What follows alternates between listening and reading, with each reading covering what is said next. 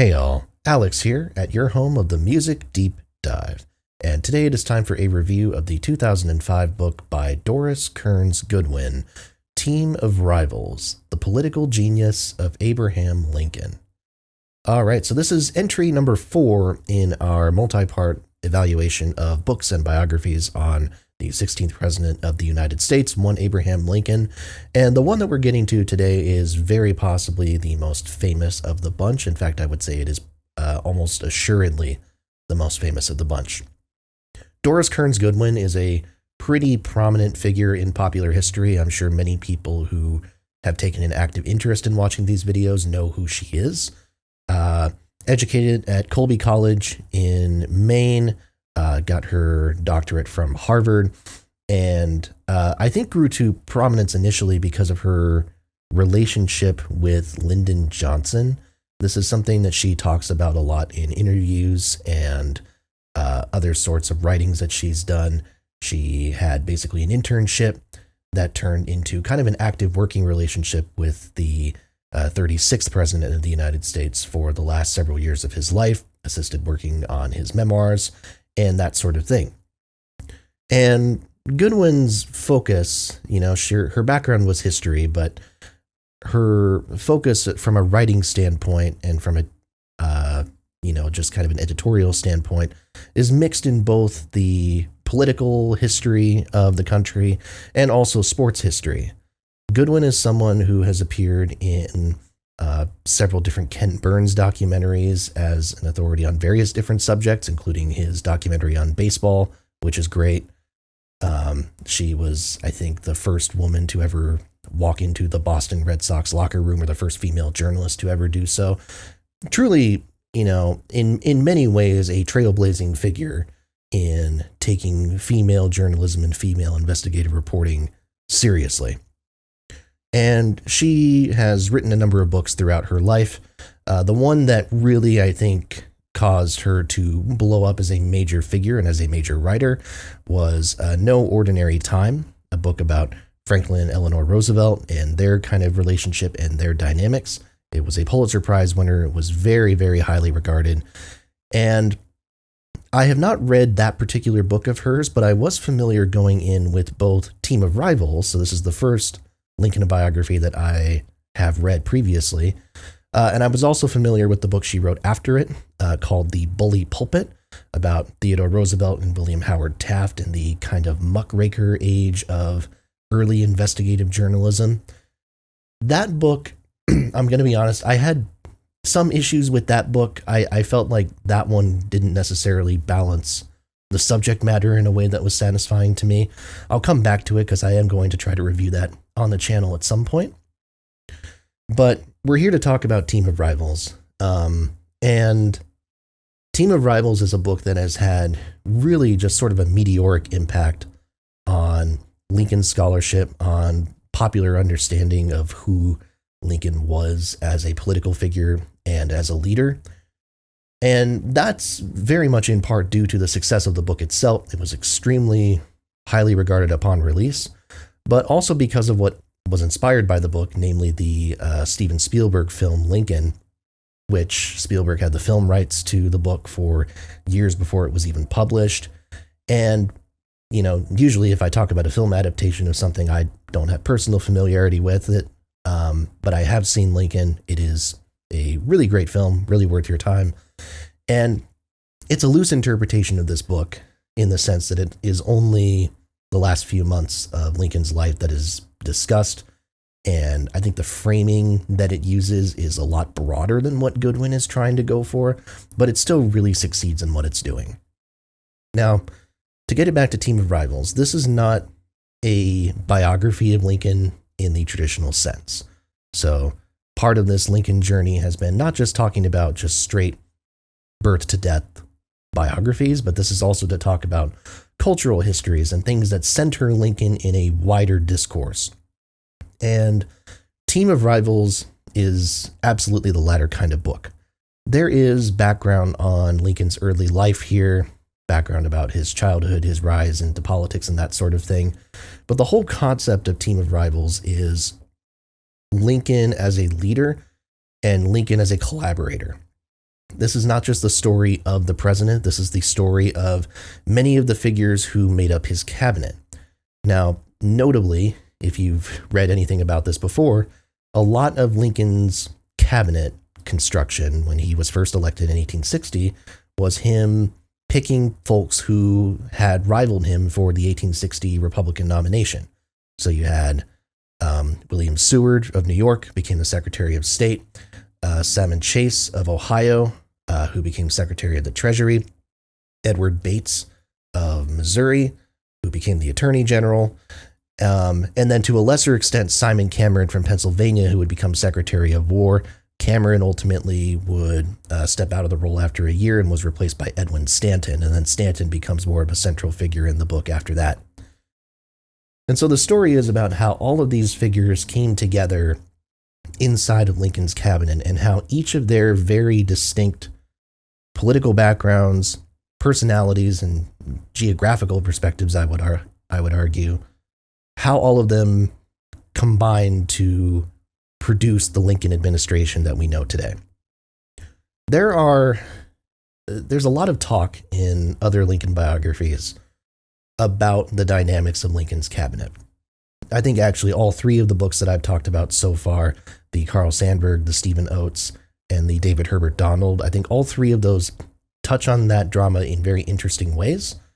But here is a book that is entirely based around those dynamics. I probably shouldn't say drama, but there are certainly a lot of dramatic moments in the history of the cabinet, a lot of infighting between cabinet members.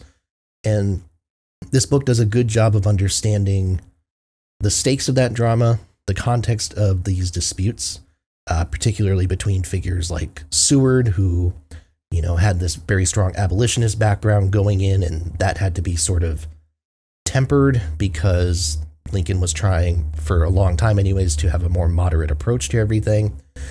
And then you have Salmon Chase, who seems to have butted heads with everybody, a bit more of a conservative-minded fellow.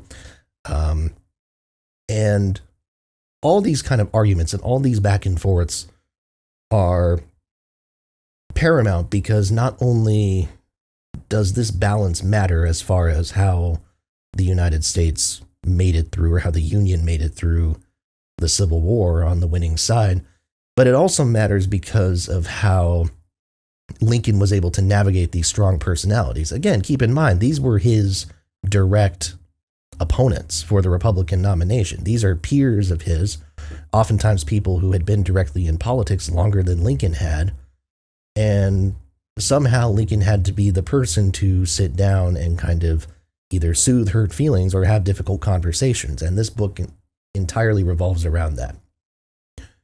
Now, ultimately there are about 4 or 5 different stories being told here, as far as it's the story of Lincoln's life, but it's also the story of Seward's, of Chase's, of Stanton's, Bates, etc., etc. And you get that lengthy background on all of the major figures involved. You get life, you get all the way back to their births, how they rose up in politics and that sort of thing. And there's a lot of time spent with them. So one of the biggest challenges when you're creating a story like this is how do I, sort of divvy up time? How do I make sure that none of these figures feel particularly ignored? And that can be difficult to do, especially when, there's a wealth of literature on Lincoln, obviously, and some of these other figures are well written about. Certainly Seward is, but someone like Edward Bates, for instance, there can't be more than a few biographies floating around on Edward Bates, and none of them are that recent as far as I understand. So, you're dealing with wildly differing levels of primary source material, but the benefit is that a lot of that source material involves all of these figures combined together. So once you get to the cabinet years, which, the Civil War years understandably comprise the majority of the book, and it's not even that close, you have so much material to draw off of. This is a book that is information dense. It's packed with anecdotes. It's packed with interesting stories, and the personalities really just kind of fly off the pages. But never once did I feel like it was especially overwhelming. And I think that's because Goodwin as an author and as a storyteller, and I really think that's her strength. I think that's the journalistic tendencies coming in. She understands that ultimately the centerpiece is Lincoln. All of these other figures are important, but they're ancillary, and they all revolve around the sort of planet, if you will. They're all little moons around this planet that is Lincoln and his personality. And Lincoln's story drives everything else. It's not a coincidence. I mean, it's a spoiler, kind of not, that the book essentially crashes to a halt at the very end with Lincoln's assassination. The other stories are expanded on in an epilogue, so you get closure as far as what happened to Seward and Bates and Chase and all that sort of thing. But ultimately, the story begins and ends with Lincoln. And the other figures come in here and there to play their parts in the story. You're given background information about this person's wife passed away during this time. This person was having this difficulty, that sort of thing.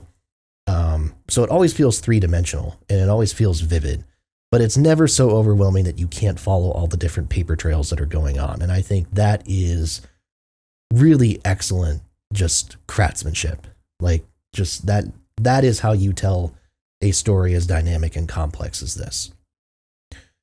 And the writing from Goodwin's standpoint, I think it's perfectly accessible. You know, it is, again, if you're not someone who is used to reading historical nonfiction, I can understand how someone might see it as a little bit dry, but I personally think this is very engaging. I think, again, you get to see the personalities of these people really come out and show themselves, especially Lincoln, because it's kind of difficult to write about Lincoln and not notice his personality. And yeah, I think it's excellently done overall. And again, it's a larger book too. I mean, it's about 700, 800 pages worth of information, but when you consider the scope of what's being done, the pacing is phenomenal. Again, it's one of the easiest to read tomes that I've honestly ever sat through. I've said this before about some other books on the channel, but I really, really, really mean it with Team of Rivals. This is an easy to read 700-800 page book. And so, you know, I've come into this just as a kind of conclusion. You know, this is, again, one of the books that I'm reviewing on the channel that this is actually a proper second read for me. I read this probably about 4 or 5, 6 years ago at this point. I don't remember when, but sometime in college. And I knew at that point that this was one of the best pieces of historical nonfiction that I'd read. But I was curious after, you know, while I had been doing this dive and have read, obviously, you know, hundreds of other books at this point that deal in the same genre, I was very curious how that would hold up. Is that just a reflection of me as a 20-something or, you know, 20-year-old, 21-year-old, what have you, not having knowledge of that genre? Like, is that just, hey, I didn't realize the scope of truly great nonfiction books that are out there? And after reading this the second time with a lot more context, not complete context by any means, but a lot more, I think the answer to that is yes and no. I think certainly there's a lot more out there than I think I even would have realized at the time. But this book is that good. This is the type of cinematic book that begs for a movie to be made of it. It's not a surprise to me that when Spielberg heard the idea that Goodwin was pitching him, again, a few years before this was published, and said, I need the rights to this, like ASAP, because this is a film in the making. It's not surprising to me why he came up to that conclusion. It's truly, you know, no matter what way you frame it, the Civil War years in general, there is just so much that is, you know, it defies description, because there is just a sort of power and majesty to this whole era, and deep tragedy as well, right? You're seeing the best and the worst of humanity in one fell swoop, and the result is something that inarguably hurt our nation at the time, in the moment, but obviously the long-term benefits of what happened and the emancipation of enslaved people and that sort of thing, you know, that's where the hope comes in. And you get all of that, all of that is encapsulated in that Civil War story. And from the political side of things, ignoring the battlefield side of things, because the Shelby Foots and what have you have that well covered. But on the political side of things, seeing everything that goes into it and seeing, again, just the worst of humanity sometimes in the conversations that happen here, but seeing just some really pure and human moments, that there's a lot of power in viewing these kinds of dynamics. And Goodwin, I think, touches on something really powerful here by getting to see not just one person's perspective on it, but on getting to see a bunch of people's vantage points. Getting to see all these people who are right smack dab in the middle, the people who are pulling the strings, the people who are making decisions, knowing that they are sending people out to die and having to live with that knowledge. That's powerful. And getting to see not just the strain on Lincoln himself, the man who was ultimately, the one who was going to fall with the sword by his side, ultimately, but also the perspectives of these other people who are also very responsible for making the decisions, who can also see the impact that this whole thing is having on Lincoln. That duality and that push and pull is just really vivid. It feels very real. And there's not a whole lot of books where I can get transported back into this era and feel genuine, empathy, I guess, at times for the main characters. I don't know. The point is, it's an engaging story. It's a powerful story. It's amazingly well crafted. And even if you take it from just a logical piece of history standpoint, even if you don't have any sort of emotional feelings reading this book, and I wouldn't go so far as to say that I did necessarily, but you can still recognize it for what it is. It's really well done. It's really powerful. And yeah, as far as being one of the best pieces of history nonfiction that I've ever read, I see no reason to change that opinion. And I would be kind of surprised if another book in this Lincoln Dive matches this or comes especially close to this. I know there are some great ones coming up that I'm really excited to read, so I am very open to being surprised. But for now, I would say if you haven't read Team of Rivals, I think Team of Rivals is a phenomenal place to start if you're looking to explore Lincoln more. Or even if you've read a Lincoln biography already and you're looking for another vantage point, I really think Team of Rivals offers you something that no other Lincoln biography can or will. And for that alone, for that unique perspective, and for the sheer storytelling ability and sheer writing ability that you have here, I couldn't recommend it enough. It's truly spectacular. With that, I want to thank you all so much for watching. Please make sure to like, comment, and subscribe. As always, more reviews are to come. Make sure to hit that bell for notifications and tell a friend as well. It really helps. Thanks a lot, and I'll see you next time right here at your home of the Music Deep